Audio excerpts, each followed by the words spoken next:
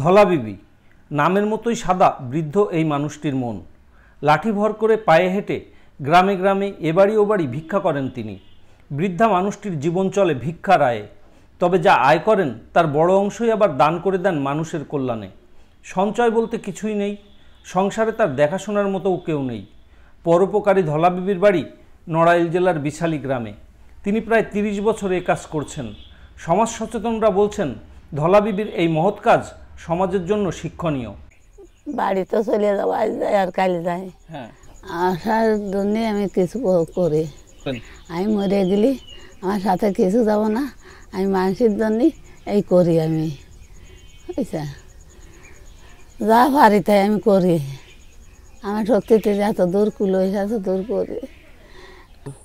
ওই দলা একটু বিকাশ শিক্ষা করে মানুষের আশায় মানুষেরই ও চাউল দেয়, ও যার ধানের যা না খাতে পারে যাও আশায় তারে দেয়, শাড়ি টাড়ি ফালি তাকে দেয়, দিয়ে এঠে এইভাবে চলে। তার তো দেখার কেউ নাই। যে যা দে মানুষেরই দান টান করে বুড়ি। ও বুড়ি সবাই সব জায়গায় মানুষের গরিব মানুষকে শাড়ি টাড়ি দান টান করে দেয়। আমারও একটা শাড়ি দিয়ে গেছে। আমরা তার ধলা ফুফু বলে ডাকি। উনি অনেকবারই টাকা দিছে। প্রথমবারই দিয়েছিল একবারে 500 টাকা। এরপরে ধাপে ধাপে, যদিও সে পরিমাণে কম দেয় কিন্তু সে তো বারবার দেয়। আর এটা দেখার পরে অনেকে কিন্তু আশ্চর্য হয়ে যায় যে সে গরিব মানুষ। তারপরেও দেখা গেছে যে গ্রামের অনেক লোকই এটার উপরে অগ্রসর হচ্ছে বা দিতেও অনেকে আগ্রহী হয়েছে।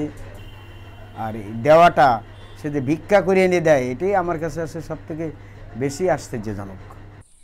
তার মধ্যে একটা দিক যেটা, সেটা যে তিনি এই যে ভিক্ষাবৃত্তি করেন এর মধ্য দিয়ে আবার কিছু দান করার একটা প্রবণতা তার মধ্যে আছে।